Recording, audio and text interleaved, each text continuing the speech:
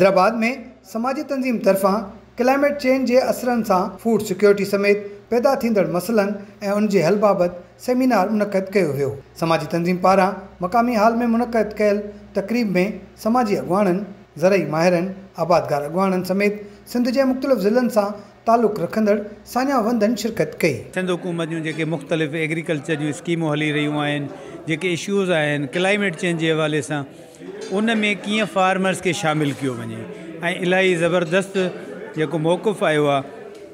असीं उम्मीद करियूं था नंढे फार्मर के, नंढे आबादगार के जेकॾहिं उन्हनि लेवल ते खयों वेंदो त उन्हनि जा रायकारीअ सां बहितरीन मशावरत ऐं उन्हनि जी कंसल्टेशन जा मौक़ा मिलंदा। 2022 खां वठी जेका फ्लड थी आहे, इन में ढोरा वधी आहे, घर तबाह थी आहे, माल मरी आहे, असां घरनि जा कुकड़ियूं मरी वियूं, घर जेके किरी पिया आहिनि। हिनमहिल ताईं माना को बि जेको हारी पंहिंजे पेरनि ते न पहुतो आहे। वरी इन खां बाद में जेको आहे फसलुनि जा रेट घटि थी विया आहिनि।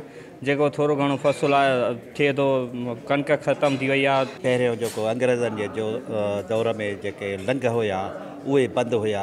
जेकॾहिं हुकूमत चाहे हा त इहे बंदि खोले हा त एतिरो जेको आहे सो सिंध में नुक़सानु न थिए हा। उन खां पोइ फसल माना तबाह थी विया। ऐं हाणे बि जेके गुज़ारिश इहा कयूं था त जेके दरियाउनि जा, वाहन जा जेके मिसाल लंघ आहिनि ऐं रस्ता आहिनि, जेकॾहिं इन जे रस्ता खोलींदा त इहो पाणी निकाल थी वेंदो, वञी समुंड में पवंदो, त अॻिते लाइ माना नुक़सानु। अगवाणन खिताब कंदे चयो त माहौलियाती तब्दीलियुनि सबबि सिंध की ज़राअत ते तमामु घणा नाकारी असर पइजी रहिया आहिनि। उन करे क्लाइमेट चेंज जा असर घटाइण लाइ अहम कदम खणण जी ज़रूरत आहे। लाइव स्टॉक सेक्टर ते कहिड़ो असर पियो पए ऐं इन सां कहिड़ा इन जा मुज़र असर पिया पवनि, जंहिंजे करे असांजी एग्रीकल्चर जी प्रोडक्शन ऐं जेका लाइव स्टॉक जी प्रोडक्शन आहे उहा सीवियरली इफेक्ट थिए पई, जंहिंजे करे असर इहो पए पियो त फूड शॉर्टेज थिए पई ऐं माण्हू जेके आहिनि असांजी फूड जी कॉस्ट उहा वधे पई ऐं एक्सेस न पई थिए आम माण्हूअ खे जेका हुनजी फूड रिक्वायरमेंट आहे त इन ते ॾाढी सुठी डिस्कशन थी। असांजी ज़राअत छो त रिढ़जी हलिजी हैसियत रखे थी, हिन वक़्तु आबादगार खे जेका पॉलिसी जा इशूज़ आहिनि ऐं इम्प्रूवमेंट जा मामला आहिनि, उन में फार्मर्स खे वॾो नुक़सानु थियो आहे।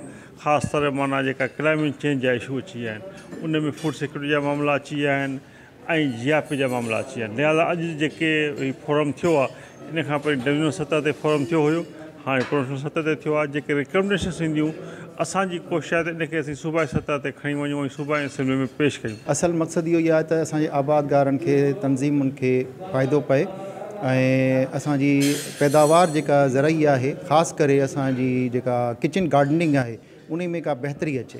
अगवाणनि जो चवणु आहे त क्लाइमेट चेंज सॼी दुनिया जो मसइलो आहे। उन करे असांखे बि हिन अहम मसइले ऐं उन जे हल बाबति ख़ासि तौर ते तयारी करे क्लाइमेट चेंज जा नाकारी असर घटाइण जे लाइ अहम कदम खणणु घुरिजनि। कैमरामैन हसीब रिन सां गॾु फ़हीम बबर, सिंध टीवी न्यूज़ हैदराबाद।